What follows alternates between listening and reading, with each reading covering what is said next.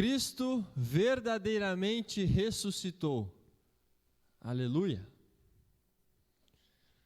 Como a ressurreição de Jesus Cristo se mostra diretamente em nossas vidas. O que a ressurreição de Jesus Cristo implica no dia a dia das nossas vidas.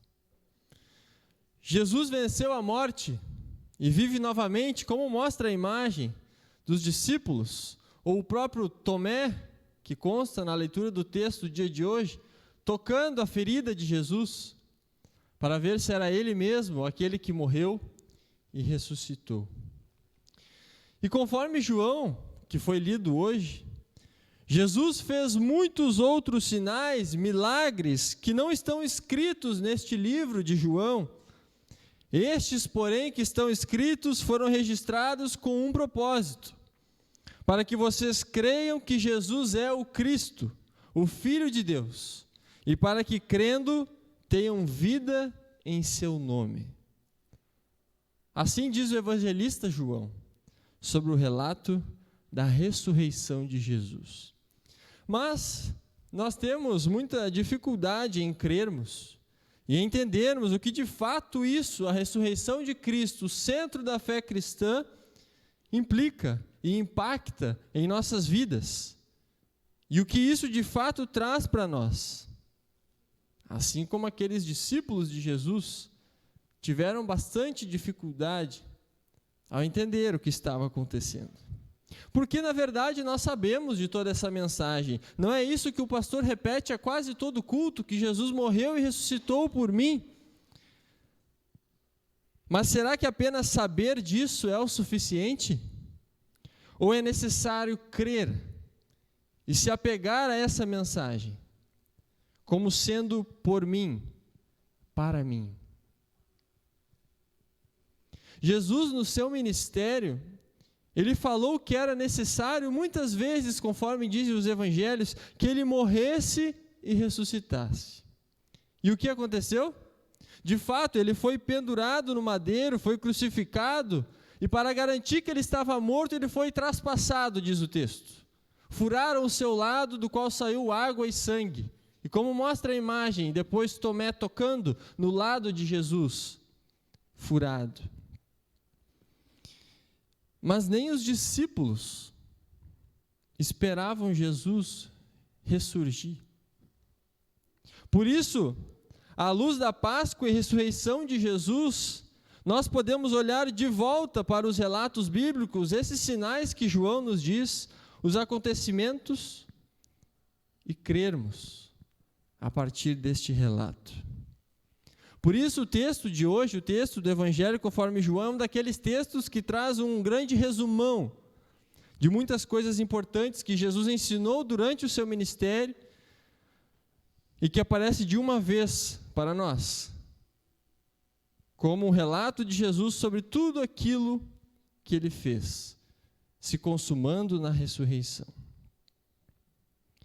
Por isso, se nós olharmos para o início do Evangelho conforme João, Jesus, aquele que recebeu o Espírito Santo, o Verbo que se tornou carne, então no seu batismo recebeu o Espírito Santo, que agia no poder do Espírito Santo, inicia o seu ministério. E conforme o próprio João, na escolha dos seus discípulos, na escolha de Natanael, logo no início do Evangelho, Natanael ficou impressionado com Jesus, que tinha visto ele sentado debaixo de uma figueira de longe. E então Natanael diz: Mestre, tu és o Filho de Deus, tu és o Rei de Israel. E Jesus respondeu o que para Natanael? Porque te disse que te vi debaixo da figueira, crês? Pois maiores coisas do que estas verás. E de fato, os discípulos viram coisas muito maiores de Jesus. Jesus transformou a água em vinho, o melhor vinho daquela festa de casamento. Jesus manifestou a sua glória, que ele era Deus Filho, o Messias. Os judeus pediram a Jesus um sinal, quando Jesus entrou no templo e viu que a casa do seu pai havia virado um comércio. E Jesus disse então: destruí este santuário e em 3 dias o reconstruirei. Ele, porém, se referia ao santuário do seu corpo, diz João. Jesus já havia anunciado o que haveria de acontecer. Mas João já havia antecipado também no capítulo 2 do Evangelho, quando diz: quando, pois, Jesus ressuscitou dentre os mortos, lembraram-se os seus discípulos de que ele dissera isso, e creram na Escritura e na palavra de Jesus. Estando ele em Jerusalém durante a festa da Páscoa, muitos, vendo os sinais que ele fazia, creram no seu nome. Mas um detalhe interessante que o texto continua falando sobre Jesus agora. E diz: mas o próprio Jesus não se confiava a eles, porque os conhecia a todos, e não precisava de que alguém lhe desse testemunho a respeito do homem, porque ele mesmo sabia o que era a natureza humana, a natureza pecaminosa do ser humano, que naturalmente tende a rejeitar aquilo que vem de Deus. No capítulo 3, um líder judeu chamado Nicodemos foi até Jesus de noite e perguntou: Rabi, sabemos que és mestre vindo da parte de Deus, porque ninguém pode fazer esses sinais que tu fazes, se Deus não estiver com ele. E aí Jesus respondeu: em verdade te digo que se alguém não nascer de novo, não pode ver o reino de Deus. Nicodemos não entendeu. Como pode um homem nascer sendo velho? Pode, porventura, voltar ao ventre materno e nascer de novo? E Jesus respondeu: em verdade vos digo, quem não nascer da água e do Espírito não pode entrar no reino de Deus. Jesus se referia ao Espírito Santo, o mesmo Espírito Santo que nós recebemos em nosso batismo, o mesmo Espírito Santo que atua pela palavra, o mesmo Espírito Santo que nós recebemos hoje para a adoção de filhos de Deus, para nascermos de novo. O mesmo Espírito Santo que Jesus, no texto de hoje, na ressurreição, faz o quê? Ao aparecer aos discípulos, ele sopra aos discípulos. E o Espírito, então, lhes abre o entendimento para compreender e entender que, de fato, Jesus tinha dito e fez o que prometeu. Porque se alguém sabe como as coisas funcionam no reino de Deus, é aquele que de lá desceu. O que era necessário que ele fosse levantado sobre o madeiro, para que todo o que nele crê tenha vida eterna. Palavras do próprio Jesus em João.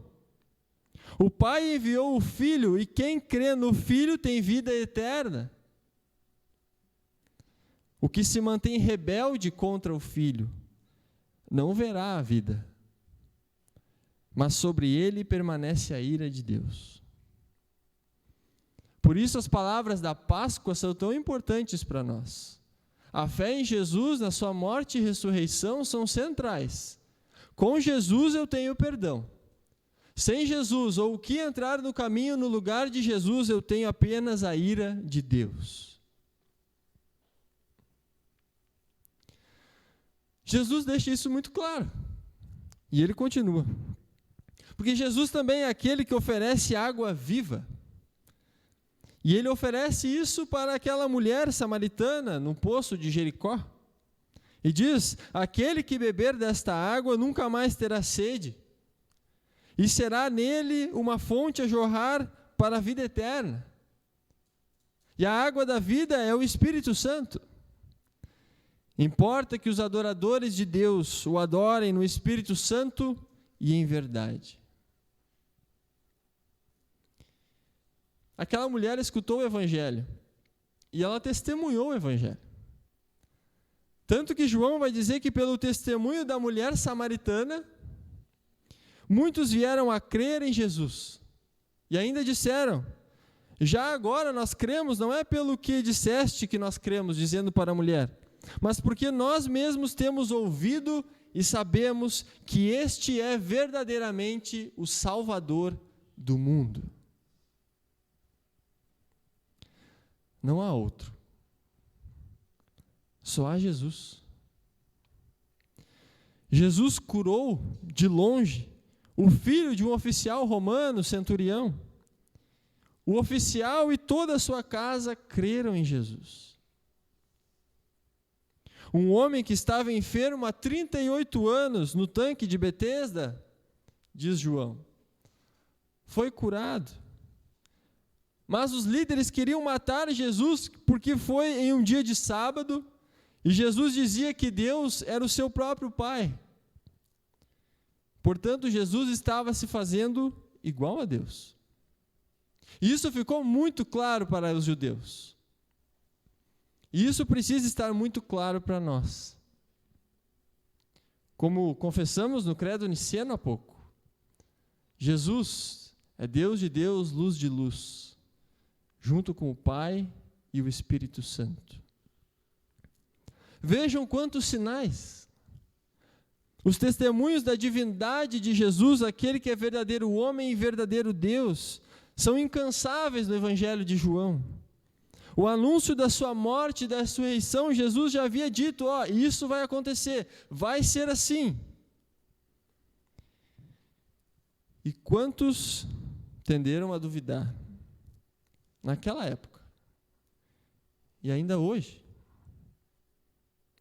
Quantos tendem a duvidar que Jesus, de fato, é verdadeiro Deus, que ressuscitou para trazer vitória sobre a morte? E aí nós tentamos substituir Jesus por outras coisas. Porque quem sabe às vezes Jesus não é o necessário. Ok, Jesus, tudo bem, mas vamos botar umas coisinhas a mais aí. E Jesus diz que é só Ele ou sem Ele. Jesus multiplica pães e peixes. Jesus anda sobre o mar.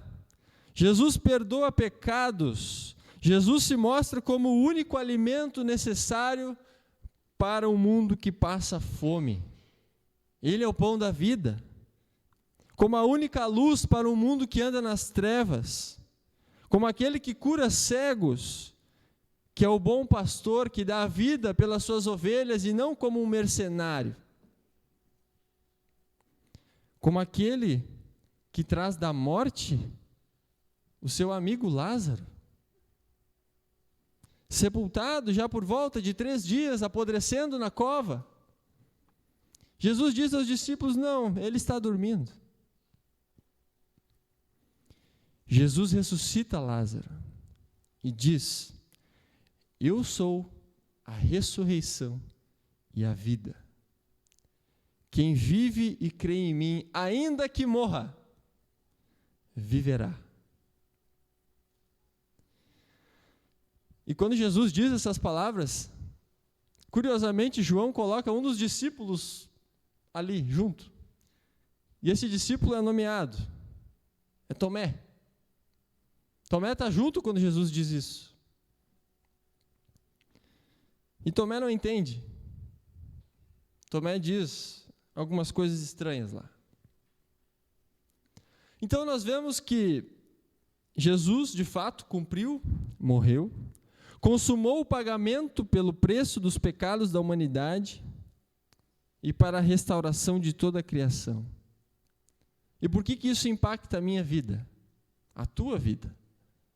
Porque isso foi por ti. E esses sinais estão escritos para que tu creias.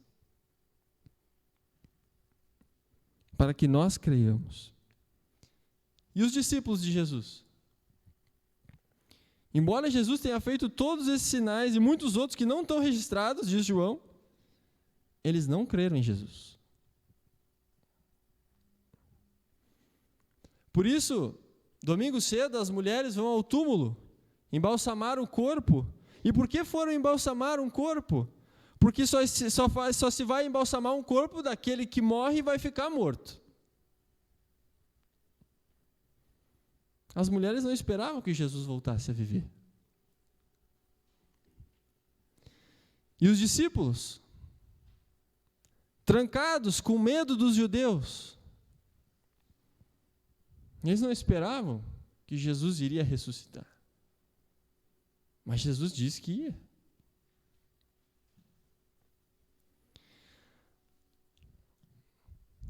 De uma certa forma, querido povo de Deus, isso é um grande consolo para nós.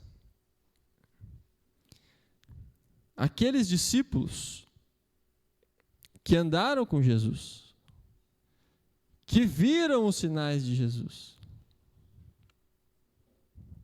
por vezes duvidaram. Mas em meio à descrença e o medo, Jesus ainda vem trazer a sua paz.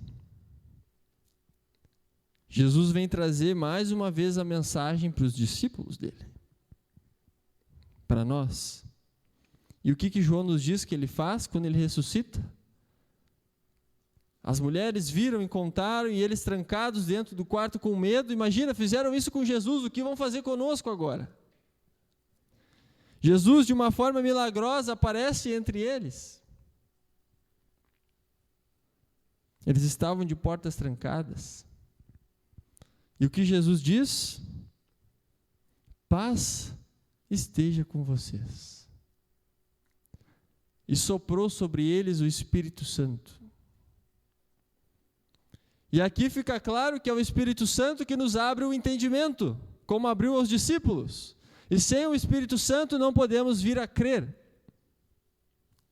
Por isso Deus continua a dar isso, o seu Espírito pela palavra e batismo. E Jesus dá a sua paz. E enviou os discípulos. Agora eu envio vocês. Para quê? Para perdoar pecados. E é o que a igreja faz até hoje. Onde tivemos no início do culto. Perdão de pecados. Porque Jesus autorizou. Porque Jesus instituiu. Porque o poder vem de Jesus. E ele comissiona a anunciar o perdão. Porque ele não é um morto. Ele é vivo. Que tem poder para dar o que ele promete. E aí qual foi a sensação daqueles discípulos? Alegria. Eles ficaram alegres, felizes, porque o Salvador vive. Os discípulos, todos eles, são o mesmo nesse texto. As mulheres viram e contaram aos discípulos, mas eles não acreditaram. Então os discípulos viram e creram, então disseram a Tomé, que não estava junto, e Tomé não acreditou. Então Tomé viu e tocou nas feridas de Jesus e creu. E Tomé confessou sua fé, tocando no Salvador. Será que por vezes nós não acabamos deixando essa mensagem da Páscoa de lado e achando que a morte é o fim? E aí entramos naquela teoria de que temos que viver intensamente cada segundo com loucuras na vida e libertinagens, porque não sabemos se estaremos vivos em seguida. Mas para o cristão a morte não é a última palavra. Para o cristão a morte não é o fim. A vida é eterna.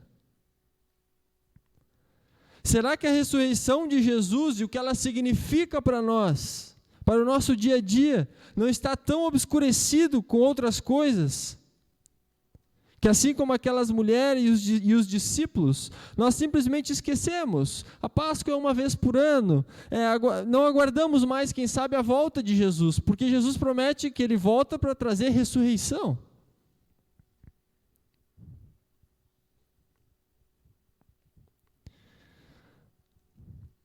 Será que não nos deixamos enganar por aquilo que anda ao nosso redor, por celebridades que pregam falsas crenças e gostamos de seguir?